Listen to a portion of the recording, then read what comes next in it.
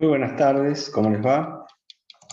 Hoy vamos a ver dentro de lo que es semiótica de la imagen una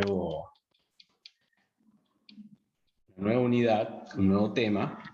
Está relacionado con la distinción que realiza Peirce respecto a los signos. Si nosotros recordamos, Peirce divide o clasifica los signos en tres signos distintos, tres tipos de signos, ¿no? Los signos a los cuales él denomina señales o indicios, que están relacionados directamente con el objeto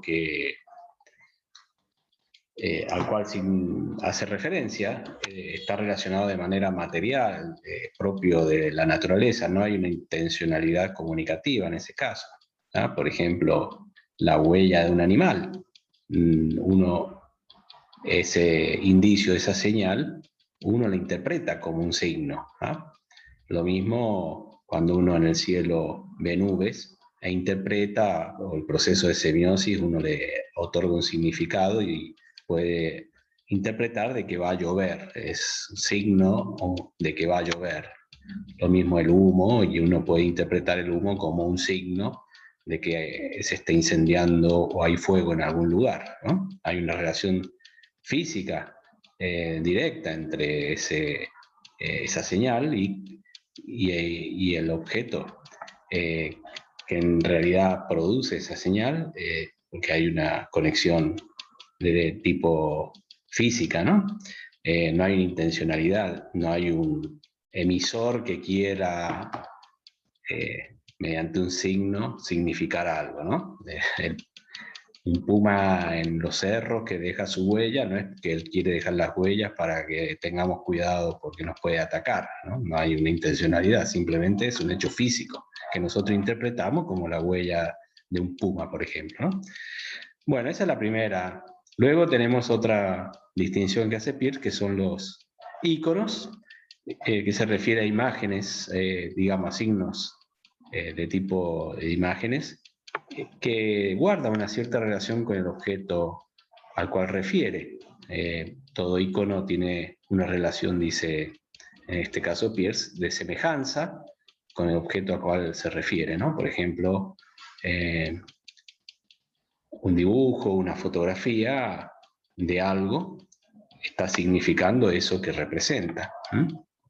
Y hay un parecido, por lo cual podemos decir en este caso que en este tipo de signo, en el signo icónico, distinto al signo lingüístico, donde hay una relación arbitraria entre significante y significado, en el caso del icono, en cambio, hay una relación que no es arbitraria, sino que guarda una relación estrecha, y en esta clase lo que vamos a ver es eso, el iconismo, es decir, qué tipo de relación se establece entre ese signo, que se denomina icono o signo icónico, y el referente o el objeto al cual se refiere, ¿no? La otra distinción que hacía Peirce respecto a signos de tipo visuales es los símbolos. Los símbolos son signos visuales, pero cuyo significado sí es arbitrario, ¿no? Por ejemplo, una paloma es un signo, el dibujo de una paloma, una foto puede ser signo de ¿qué? De la paz, ¿ah? Pero en este caso es un significado arbitrario, es semejante, digamos, al significado que tiene el signo lingüístico respecto al referente, ¿no? Que hay una relación arbitraria. La paloma significan la paz en nuestra cultura. No sabemos si en otra cultura significan la paz. Ahora, eso no hay una relación estrecha entre paloma y paz. No hay ninguna relación de ningún tipo. Es más, cuando hay migas de pan en algún lado y vienen las palomas y se pelean entre ellas por esas migas de pan. No es que establecen relaciones de paz, sino que entran en competencia por esas migas de pan. Pero no importa, la cultura ha otorgado a la paloma, al dibujo de la paloma, el significado de paz. Lo mismo con respecto a, por ejemplo, la justicia. La justicia es representada también con un signo eh, visual, que es la balanza, ¿no? Que se establece y significaría la justicia, ¿no? Bueno, Entonces acá tenemos una clasificación de Peirce de signos visuales que ya la hemos dicho, clasifica en señal o índice por un lado, icono por otro y símbolos por otro. Nosotros hoy vamos a referirnos específicamente a los iconos, esas imágenes que guardan una relación con el significado. Por supuesto, nosotros inmediatamente cuando vemos una imagen de lo que sea, estamos acostumbrados no solamente a ver fotografías, sino historietas donde hay dibujos, mismo cuando un niño dibuja algo, y nosotros interpretamos ese dibujo y sabemos qué significa, o vemos un dibujo y inmediatamente hace referencia al objeto al cual significa, por lo menos desde el punto de vista denotativo. Acordémonos la distinción entre lo denotativo y lo connotativo, ¿no? Si un niño dibuja una casa, uno sabe que es una casa, un árbol sabe que es un árbol, es como una relación inmediata.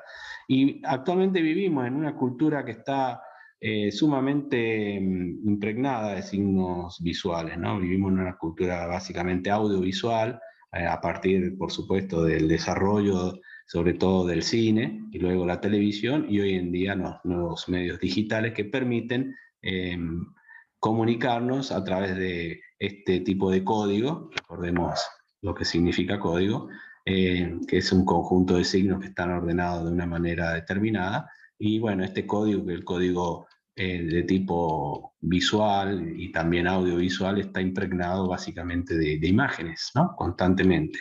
Ahora nosotros, esas imágenes, en cuanto las vemos, comprendemos lo que significa. No hace falta estudiar comunicación social, tampoco hace falta estudiar semiótica, ni tampoco hace falta estudiar diseño multimedial para saber lo que significa, ¿no? Es decir, cualquier ser humano entiende, es decir, las imágenes y lo que significan, es decir, comprendemos, ¿no? Estas imágenes. Inclusive muchas veces más allá de las culturas, ¿no? Seguramente si nosotros vamos a otra cultura y necesitamos, si vamos a China y queremos, no sé, comprar pan, y por ahí no nos hacemos entender porque no entendemos el código lingüístico, entonces podemos hacer un dibujo y podrán entendernos qué es lo que queremos, ¿no? Es decir, por lo tanto, la imagen visual muchas veces ayuda a comprender el significado de manera más directa que por ahí, si estamos en otra cultura, el código lingüístico, ¿no? Pero una cosa es poder comprender, que eso lo hacemos todo, el significado de una imagen, y otra cosa es explicar una imagen, es decir, explicar el sentido de la imagen, es decir, cuál es la relación que se establece entre eso que es una imagen, que es un dibujo, que es un trazo muchas veces, y lo que significa, ¿no? Entonces, esto de cómo se explica la relación entre un mero trazo, dibujo, a explicar esa relación de ese dibujo, por lo cual entendemos inmediatamente que se trata de tal determinado objeto, ¿no? Imaginémonos que uno tiene que decir, bueno, si a mí me piden dibujar una persona, ¿yo qué hago? Hago una cabeza, un palo, dos palitos y dos brazos, y ya cualquiera entiende que eso es una persona. De una manera muy sencilla, ¿no? Y en cambio, si es un perro, uno lo hace con cuatro patas y con pocos trazos puede dar a entender de que es un perro, ¿no? Por lo tanto, ahí la pregunta que se hace es ¿cómo entendemos nosotros, qué explicación damos a esta relación que se establece entre este dibujo, esta fotografía, esta película y lo que quiere significar, el significado, ¿no? El objeto al cual se refiere, ¿no? Entonces acá tenemos, digamos, dos operaciones distintas. Una cosa es entonces comprender, que es captar el sentido figurativo directo de algo, de una imagen, en el contexto de la realidad cultural en la que uno está. Y otra cosa es explicar, que es una forma ya de conocimiento mediante el cual razonamos de manera lógica y científica para establecer esta relación, ¿no? En este caso entre un icono y el objeto al cual el icono quiere hacer referencia, ¿no? Entonces, vamos entonces acá a hacer una distinción entre imágenes directas y signos icónicos, ¿no? recordémonos entonces esto, Peirce propone el término ícono para referirse a estos signos que son imágenes que significan lo que a manera de razón de semejanza tiene con el objeto al cual se relaciona, ¿no? Por lo tanto, denominamos iconicidad o iconismo a la relación entre ese signo visual, ¿no? Esa imagen, ese signo visual, y el objeto al que se refiere, y la comunicabilidad, a su vez, de esta relación, ¿no? El problema que se da desde el punto de vista científico en la semiótica, recordemos, la semiótica es una ciencia que estudia los signos en el seno de la vida social, en el caso de Saussure, da esa definición. Bueno, el problema del debate que se da entre distintos teóricos de la semiótica es cuál es la naturaleza del iconismo, ¿no? Hay un debate, es decir, cuál es la naturaleza de la relación entre ese signo visual y el objeto al que se refiere. Y a esto vamos a encontrar distintas teorías que tratan de explicar, ¿no? De explicar esa relación, ¿no? Vamos a pasar primero a decir, bueno, ¿qué es el iconismo? Tenemos una primera teoría que trata de explicar esa relación entre el signo visual y el objeto al que se refiere, ¿no?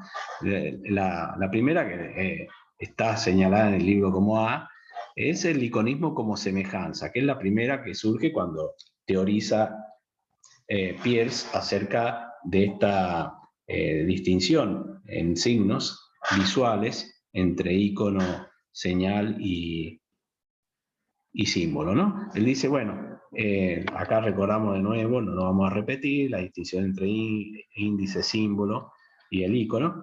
Entonces, en este caso queda muy claro para Peirce que la relación que se da entre el icono y el objeto al cual se refiere es la semejanza entre ambos, ¿no? Hay una relación de semejanza. Ahora, fíjense, no es lo mismo la semejanza, por ejemplo, de una persona. Si yo la veo en una fotografía, que uno la ve muy parecida, yo tengo la fotografía de mis hijos y los veo y no son mis hijos, es una imagen, por lo tanto es un signo muy parecido, casi igual de ellos, ¿no? En el cine, la televisión, nos acerca imágenes muy parecidas de la realidad. ¿Por qué? Porque nosotros la realidad la aprendemos, es decir, nos entra a nuestra percepción a través de los ojos, muchas veces, además del oído y de otros sentidos. Pero básicamente tenemos una imagen del mundo que está dada gracias a la imagen que nos entra por nuestros ojos como sentido de percepción. Y entonces esta imagen del mundo que nos entra por los ojos, la imagen que nos da la fotografía, la televisión, el cine y los medios digitales hoy en día, es muy semejante, se parece mucho. De tal manera que ustedes recuerden que en el cine, cuando se da la primera proyección del cine inventado por los hermanos Lumière, lo hacen en un bar y proyectan la imagen de un tren que está llegando a la estación de trenes. La gente que estaba viendo por primera vez una imagen en movimiento, fotografía en movimiento, en pantalla grande, en la pared, cuando ve eso, está el sentido de semejanza que parece la realidad, que la gente que estaba en ese bar, cuando ve en la pared el tren que se venía hacia la estación de trenes, la gente sale corriendo, pensaba que era un tren de verdad. ¿Ah? Por supuesto, luego ya con los años, a medida que se ha ido naturalizando la imagen de los cines, uno cuando va al cine ya sabe que está viendo imágenes. Por supuesto, a veces uno se identifica tanto con lo que ve que muchas veces es parte de lo que está viendo, pero inmediatamente es como una ensoñación, es como cuando uno está soñando y cree que lo que está soñando es la realidad. A veces nos pasa en el cine, sobre todo en pantallas grandes, que nos metemos en la realidad de la película, pero inmediatamente salimos, sabemos que eso no es la realidad. Hacemos una separación objetiva respecto a esas imágenes para entender que no es la realidad. Si creyéramos que esa es la realidad, bueno, terminaríamos tal vez en un psiquiátrico porque estamos confundiendo una cosa con otra. La televisión produce eso también, nos da imágenes del mundo y uno dice, bueno, voy a ver noticias y uno cree que cuando ve noticias ve la realidad. Y muchas veces los noticieros lo presentan así, dicen, nosotros presentamos la realidad porque ponemos una cámara y nos está mostrando tal cual son las cosas. Sin embargo, sabemos que esa cámara tiene un enfoque determinado, está en un ángulo, está en determinada posición, por lo tanto la realidad es mucho más compleja que el lugar desde el cual el camarógrafo pone la cámara. Y además está haciendo una selección. El editor y quien dirige la noticia está diciendo tomemos esto y no tomemos el resto. La realidad es infinita, es inabarcable, por lo tanto hay una selección por parte de la editorial del medio por lo cual se da cierta noticia y no otra. Y lo hace desde un ángulo, desde un lugar, y eso sabemos que tiene sus implicancias también de cómo se interpreta esa realidad, ¿no? Así que bueno, esa semejanza que hay en la fotografía, en el cine, en la televisión y también en todo lo que es el código audiovisual, que también hoy en día se transmite a través de los medios digitales, computadoras, celulares, netbook, tablet. Bueno, esa semejanza en otros casos no es tal. Algunas veces basta un dibujo para indicarnos un objeto. Y el dibujo a veces es una pequeña traza de ese dibujo. Entonces, ahí algunos se preguntan, bueno, sin embargo, esa traza de ese dibujo también nos está refiriendo a un objeto y inmediatamente lo reconocemos como ese objeto, a pesar de que en ese caso no hay tanta semejanza. Entonces, entre los niveles de semejanza, que es muy semejante, como en el caso de la fotografía, el cine, y escasamente semejante, como puede ser un simple trazo con un lápiz, de una línea en la cual uno interpreta que esa línea significa un animal o determinada cosa, ahí entonces muchos dicen, bueno, no es explicable la relación entre el icono y el objeto al que se refiere únicamente por la semejanza. No alcanza la semejanza para explicar esa relación entre el signo icónico y el objeto al cual se refiere, ¿no?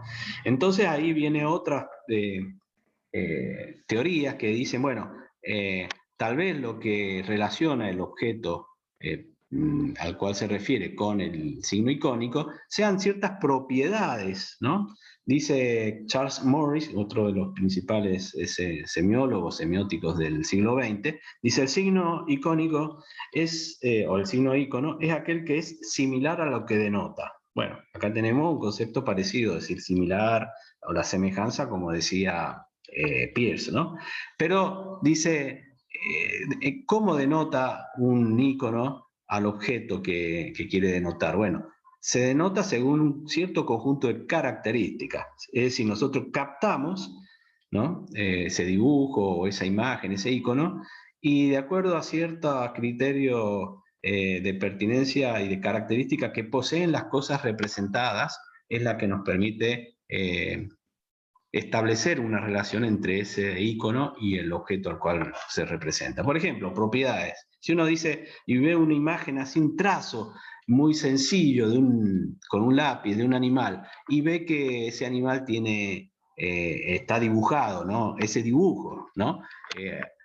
Ese dibujo de un animal tiene una trompa larga, esa característica, uno dice, bueno, inmediatamente lo asocia ¿a qué? Al elefante, ¿no? Entonces uno, a través de esa propiedad del objeto real, que es la desproporción entre el hocico, que es la trompa, y el resto del cuerpo, es lo que hace que percibamos, ¿no? Percibamos ese dibujo, ese trazo de líneas donde se muestra una parte que está muy alargada, que es la trompa, lo que nos hace percibir a eso como un elefante, ¿no? Lo mismo que si fuera un cuello largo, inmediatamente decimos, ah, es una jirafa, ¿no? Porque hay una característica, una propiedad de la cosa representada, que es la jirafa, que es de proporcional al resto, que es el cuello, ¿no? Entonces, ahí trata de explicar Charles Morris que nosotros cuando establecemos la relación desde el punto de vista de la comprensión de una imagen y la miramos e inmediatamente nos denota un significado, por ejemplo, un dibujo de un elefante, inmediatamente decimos es un elefante, ahí ya no es tanto por la semejanza, dice, sino es porque hay ciertas propiedades comunes que es esa desproporción entre el dibujo de la trompa, que es desproporcionado al resto, y en lo mismo que en el objeto donde la trompa de un elefante es desproporcionadamente más grande y largo que el resto del cuerpo, ¿no? Ahí hay, entonces la relación está dada por ciertas características o propiedades que posee el objeto y que también está en el icono, ¿no? Bueno, esa explicación dice, bueno, otros preguntan, digamos, porque estamos hablando de que hay distintas teorías y un debate en torno a esta relación entre icono y el objeto al cual se refiere. Algunos dicen, bueno, pero ¿a qué características se refiere? Estamos hablando en este caso de características físicas, de tamaño, más largo, pero también hay otras características que tienen que ver con el color. El sol es amarillo, digamos, entonces si dibujamos algo más o menos, aunque no esté muy bien dibujado, pero que tiene amarillo, uno dice es un sol, ¿no? Es decir, entonces ahí viene el problema, ¿no? Si se refiere a una característica, ¿a qué característica? ¿Alguna característica física, tamaño, color o a qué, ¿no? Por lo tanto, esa explicación no convence mucho a otros teóricos de la semiótica y tratan de dar otra explicación. De ahí viene lo que se denomina la relación mediante analogía, ¿no?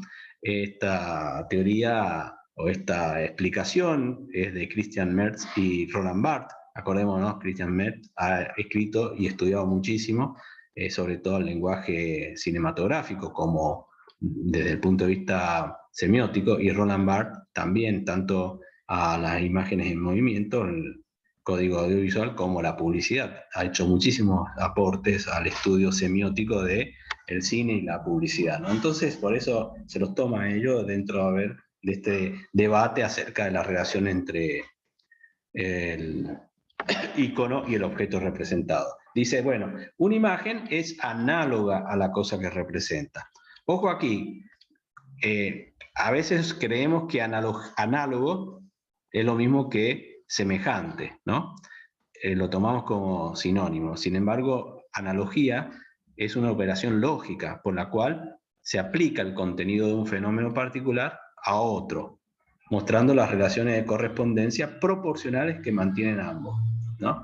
Por ejemplo, a ver, esa operación lógica en el cual el contenido de un fenómeno se aplica a otro, mostrando las relaciones de correspondencia proporcional. Por ejemplo, un plano. Tomemos el plano de una casa, ¿no? Si uno ve el plano de una casa, que generalmente el plano es desde arriba, y ve cuál va a ser la cocina, cuál es el baño, cuál va a ser el dormitorio. Si uno ve, no hay una semejanza entre ese icono que representa la casa y la casa. Pero lo que sí hay en este caso es analogía. ¿Por qué? Porque un cuarto está al lado de otro y guardan las mismas proporciones. Las proporciones están dadas por una escala, donde un metro significa tantos centímetros, por lo tanto se guarda la proporción en la escala que está dado el plano. Por supuesto, un plano siempre es más chico que más chico el plano que la casa, ¿no es cierto? Lo mismo un mapa. Nosotros estamos acostumbrados a ver mapas en las escuelas primarias, secundarias, ¿no? Ese mapa es una imagen de la geografía de un lugar, de esa realidad, de ese objeto que es un lugar. Ahora, en ese caso también hay una analogía, que es las proporciones que hay entre los lugares, las distancias y también los accidentes geográficos, ¿no? Bueno, pero algunos discuten y dicen, bueno, pero los contenidos analógicos no siempre son los mismos en cada caso.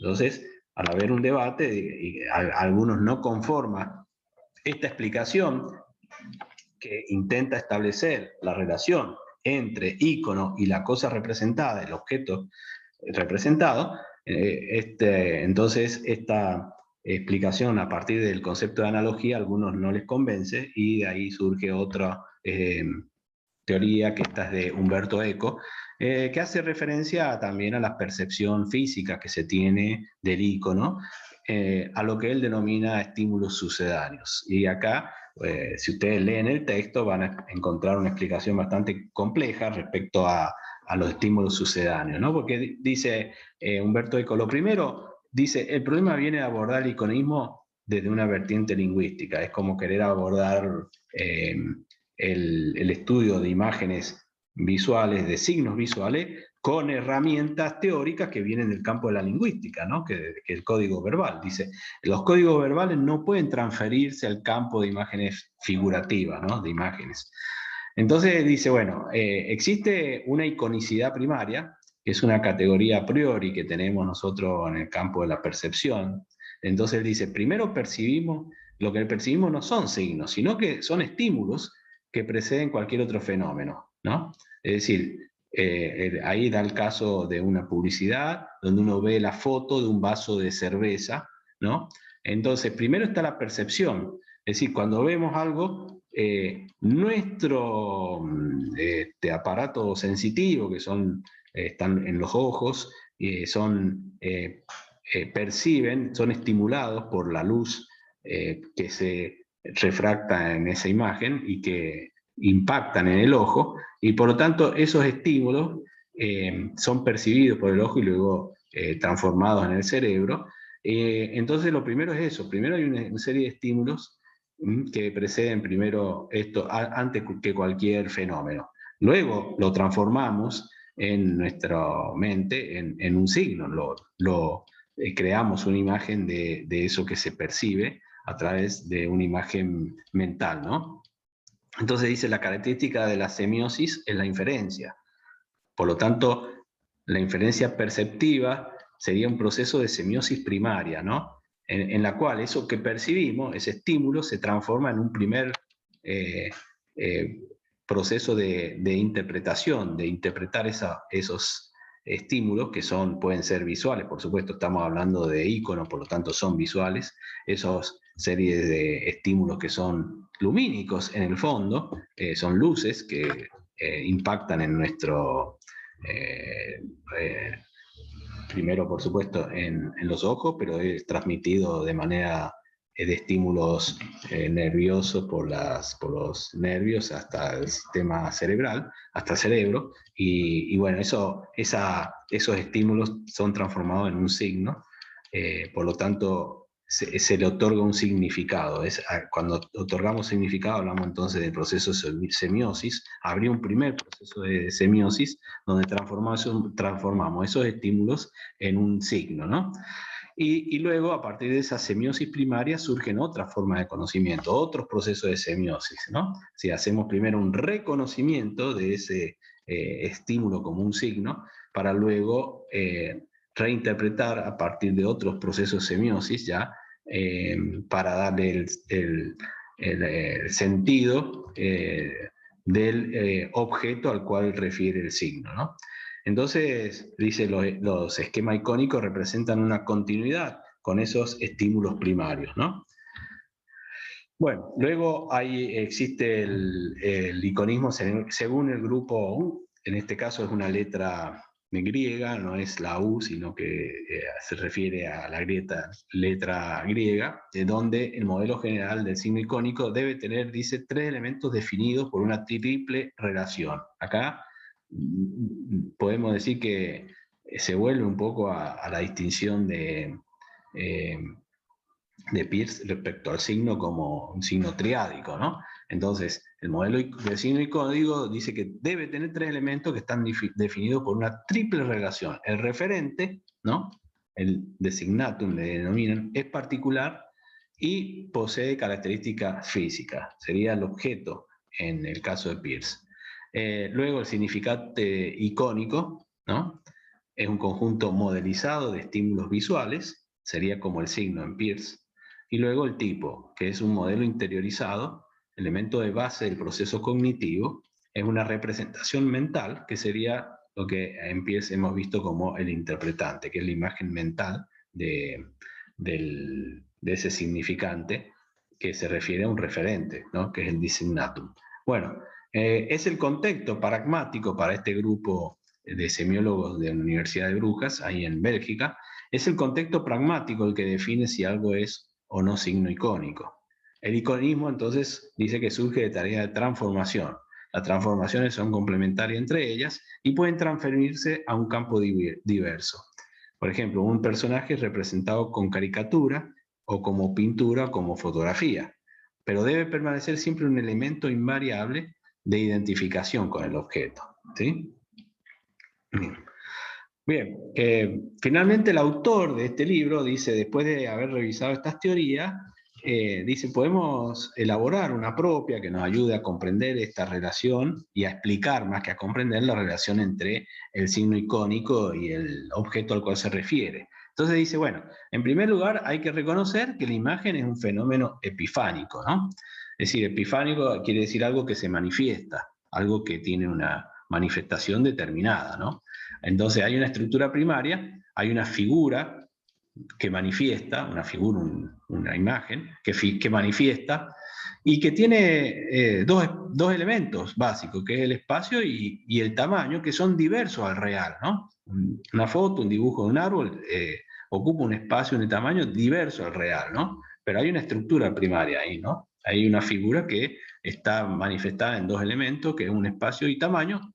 Lo primero que es distinto al real, ¿no? Eso hace que sea por supuesto no podemos confundir el icono del objeto real, ¿no? Combinadas dan lugar a múltiples sistemas visuales, ¿no? Es decir, estos elementos, tanto de espacio y tamaños, dan lugar a múltiples sistemas visuales.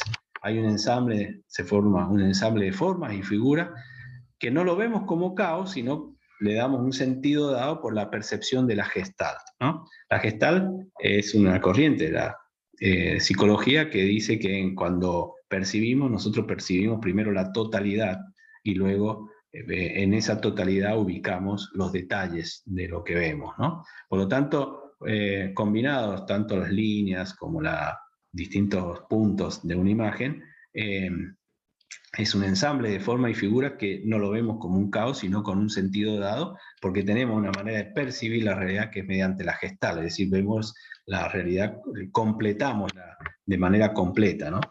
De allí, y de manera ordenada, ¿no? De allí emergen, dice luego, los significados vinculados con experiencias del mundo, ¿no? Que eso nos lleva, digamos, de alguna manera a lo que hemos denominado lo connotativo, ¿no? Es decir, otros significados que están vinculados con la experiencia del mundo y con, por supuesto, la cultura, ¿no? Entonces, primero eso, la estructura de la imagen es esto, la imagen es un fenómeno epifánico, es decir, es una figura que se manifiesta en espacio y tiempo distinto al real, pero además no es un caos de formas, sino que vemos esa forma, esa figura, esos puntos, en un sentido gestáltico, en un sentido lo completamos y le damos un orden. Y luego, a partir de ahí, emergen significados que están vinculados con las experiencias del mundo que tenemos, ¿no? Bueno, luego, en esta estructura de imagen, confluyen elementos que producen significados icónicos, ¿no? Los estímulos de las superficies icónicas producen efectos tendientes a la comprensión de la realidad, es lo que denominamos la denotación, ¿no? Es decir, una primera lectura de la imagen, ¿no? Que decimos, esto es tal cosa, ¿no? Un reconocimiento de ese icono, reconociéndolo como en relación a un objeto determinado, ¿no? El componente analógico de la imagen o sus propiedades, acordémonos, esto lo saca de las teorías de la analogía y también de la teoría de la propiedad. Entonces dice el componente tanto analógico como sus propiedades admiten variaciones cuantitativas, o sea, hay distintos grados de iconocidad, ¿no? Hay mayor grado de, uno diría, de semejanza con el objeto y menores, ¿no? Hay variaciones cuantitativas y cualitativas, es decir, niveles de semejanza, ¿no? Acá está incorporando entonces las distintas teorías para tratar de explicar la relación entre ícono y el objeto al que refiere o el referente que se establece entre la relación de ícono y objeto, ¿no? Y luego dice, la imagen se rige también por convenciones icónicas, además. En la imagen, la correlación lenguaje-código es diferente que la producción lingüística, ya lo hemos dicho. Pero en imagen no hay presencia de significantes mínimos con valor semiótico. Acordémonos que en la producción lingüística hay significantes mínimos, en cambio en una imagen no. Pero también las imágenes tienen elementos convencionales, o sea, no todo es una relación directa entre la imagen y el objeto al que se refiere, sino también existen elementos que son convencionales, como como en símbolos, ¿no? Acordémonos que Peirce distingue entre icono y símbolo. Símbolo sería una imagen que por convención se ha establecido en algún momento de la cultura que significa algo. Por ejemplo, la paloma por convención significa paz. Bueno, pero también en los iconos, cuando lo vemos, aunque nos parezca natural que esa figura, ese dibujo sea el dibujo de un elefante, hay un grado también de convencionalismo, ¿no? Así que bueno, ahí también hace una distinción entre imágenes fabricadas e imágenes como registro, ¿no?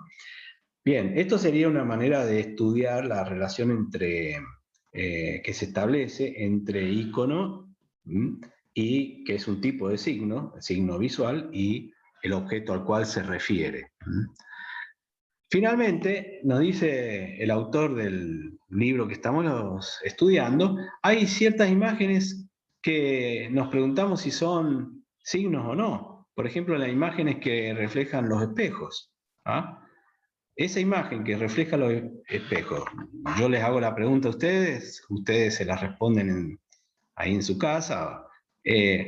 ¿Cuál es la primera respuesta? La imagen que uno ve en un espejo no es el objeto en sí, ¿no?